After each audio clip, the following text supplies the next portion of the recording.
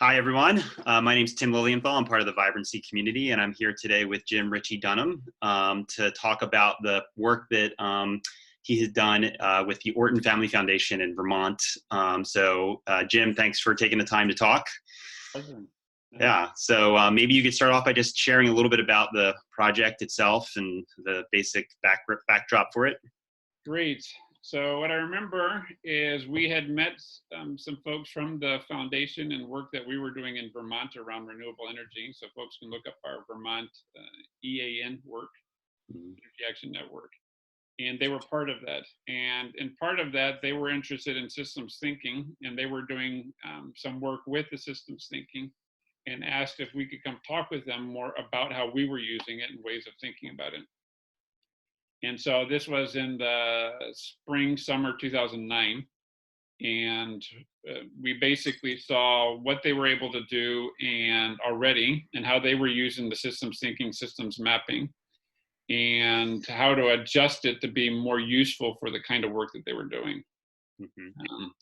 And I found it really fascinating because their work was around how do we bring what they called charrettes, but how do we bring narrative as a process into communities so that the community, who are we, what are we, and what are we trying to do, and how do we do that on a large scale, meaning there in small towns is include a lot of people in the process of deciding what is it we're trying to do here and how can we understand our system and make the choices for what we want to do in our system. But not be a small committee of the selectmen, rather involving a lot of the community in doing that. So the foundation was supporting a lot of work in narrative building within communities. And in this case, we used as an example work that they were doing in Damascotta, Maine. Okay. And that was kind of fun because I actually, as a kid, with my mother's from New York, right outside the city, in Upper Westchester County, and my grandfather always vacationed in Damascotta, Maine. So I spent the youth from New Orleans, had actually lived in Damascotta, Maine, so I actually knew the town, which was really funny because, have you ever heard of Damascotta, Maine? No, I haven't. Yeah, so it's a great place on the coast, but I actually knew it, which was really funny. Yeah. Anyway, so we looked at the work that they've been doing and the systems mapping, and then how can you include more people in that through narratives and charrettes and those things. So we did a few days training, some mapping and a few days training of how to think about that. Actually, I think it was a few hours over a couple of days, in-person and virtual training for how to shift the way they were doing it to be more inclusive. Yeah. What sort of process did you use, or kind of like I noticed that there was a behavior over time graph and. Right, so they had done some behavior over time mapping, and they had done a lot of systems interviews and come up with some systems maps. Not surprising, they were very complex, lots of variables, difficult for big groups of people to understand. Yeah. And to make them simpler, they'd taken out the reference behavior patterns. And they were having difficulty getting people engaged in the work. And so I went through the maps and came up with one that integrated all of their maps, a detailed map and a higher level simplified map, and the reference behavior patterns. And then we worked through how could they include back those pieces that can get people involved in and wanting to work with these maps that they had developed. So it was about increasing the level of interest and investment and number of people in the community that they're trying to actually be able to wrestle and grapple with these and be part of this, the mapping and the process itself. Exactly. So this isn't a group of senior or strategists or administrators within the town. Is how do we actually get people in the town involved in this? Yeah. Which I thought was really cool. And so we basically went back to basic principles of our strategic clarity process of if people aren't clear on the process, looking at a complex systems map is not numbing because there are just so many different pieces to it. And where do you start and how do you begin? But I find that that's because people aren't clear on why we're doing this. And so that's where we always focus on what is this, what we call the deeper shared purpose of, or at the bottom of the O process is why are you really here? And if I can connect to your passion for why it's really important, then I can do the second piece. Can you see why these voices are important to generating a different behavior for the thing that you really care about? Yeah.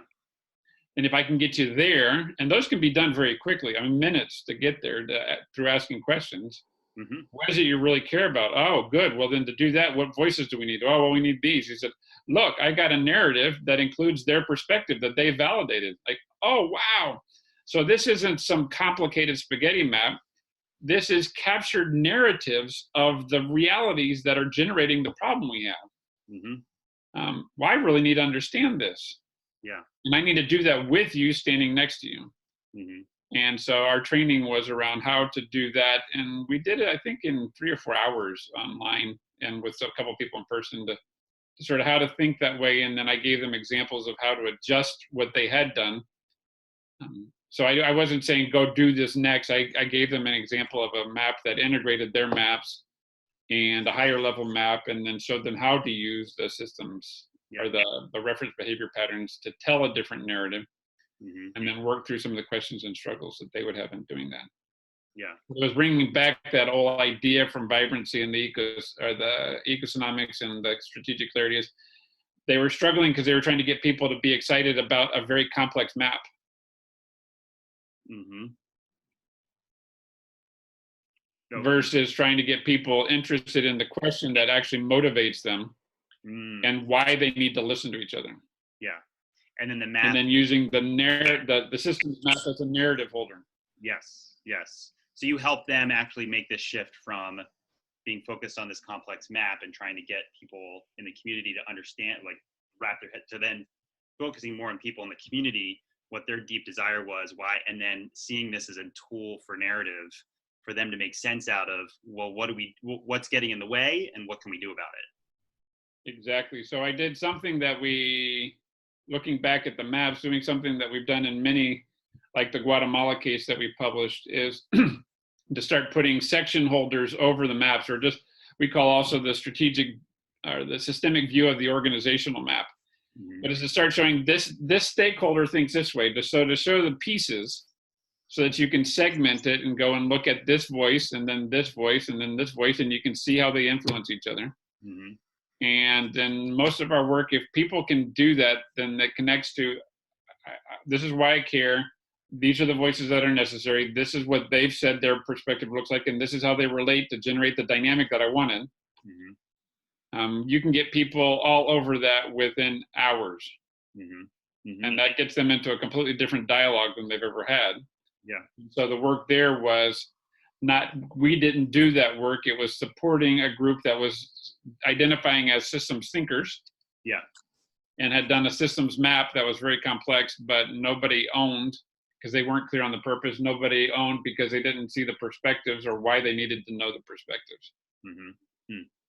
So how do you bring it in as a narrative holder? Yeah. Were there any other kind of key insights or shifts with people in the process, the participants, or? I think for me, a shift for me was to start thinking of, would that really work for people in the community? So I was living at the time also in a small community in New Hampshire. Mm-hmm. And could we get people in Wilton, New Hampshire excited about something like this? And thinking of just people that care about their town. Mm-hmm. And then, so we played off a lot of that of, well, how would we do that for the shop owners? Or how would we do that for, some of the citizens involved in their kids' school? Or how would we do that for the parks? And so that was a shift for me to start thinking that way. And I think for them, there were shifts in, it's all about being able to show a complex systems map to, it's about what is the invitation that is necessary to get people involved in the dialogue because they really care. And the other thing I remember was, and this might have been one of the first times I started to use this language, is what are the circles? I call them now circles of embrace. Mm-hmm. At what point do you start bringing in whom? And because there's always this dialectic between When do we start including everybody? Because they know if they're not involved early on, then the rules are set, and then they're only invited into a game that's already been set. Versus, but now we're trying to come up with a process with 10,000 people. Yeah, I was going to say, but that's the downside of that is that then it starts with everybody all the time, which is also not. Exactly. So we said, well, instead of seeing that we're coming up with the answer, we're coming up with a reason that invites you into the next level of dialogue. But then you have to be able to let go of your purpose and say, this is the purpose that we came up with, the deeper shared purpose in that reference behavior pattern is the one that we think we're interested in to invite you into the conversation. So you know what conversation you're coming into and why we need you. But we have to let that go and say we might come up with a different purpose. Now, we're not going to go in a completely different direction. So we were talking about renewable energy. We're not going to all of a sudden shift to agriculture. Yeah. So we are directional in what we're inviting you into. But we need to have enough of an opinion that's open enough for others to join into to invite you to be serious about your co-investment in it. Yeah. Yeah. Because we have to also show that we're able to move it forward. So I think it's that flexibility and directionality is that goal. And so that was part of the goal with the charrettes is, well, we want to do something that immediately that includes the whole community. But that comes back to well, why would the community show up? Yeah. Are you bribing them with lunch, but they don't really care? Or has somebody worked that out enough? I really do need you. And I'm authentic. I actually really do need you to come and give an opinion to this. And the process has to be clear enough in direction, but open enough in outcomes that I can invite you into the next level. Yeah. And so how do we continue to expand the circles of people that are ready for those dialogues? And who's doing that invitation? And who's a node in a network that can do that invitation authentically? Yeah. And that was a very different shift for a way of thinking for them but we have really cool systems maps that bring all the narrative together. Yeah. Yeah. And so let's invite all, 2,000 people into town hall and look at posters of our big maps. I've been a part of those processes before, yes. So, but by definition, there can't be convergence in something like that. Yeah. Yeah. So. Great. Well, is there anything else you want to share about the project? This has been really interesting to learn about, and especially someone who lives in a rather small New England town as well, and knowing the fierce determination to have lots of people provide input, but also what happens if you don't think through an intentional process that has tiers and and keeps identifying deep shared purpose. How it can feel like just an exercise in, well, this is how we just have to do it because everybody has to have a say. And while that's great, it doesn't really actually lead to the outcome that you want a lot of times in my experience. So exactly. And so here, what was fun was, what is our role within vibrancy of either going and doing that work or supporting others who are bringing parts of that to understand how they can shift their work and multiply it to be able to be clear in what they're inviting.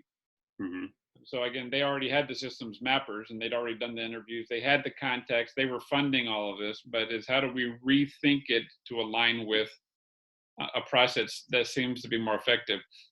And what's not out there very clearly is a way to engage people in systems thinking.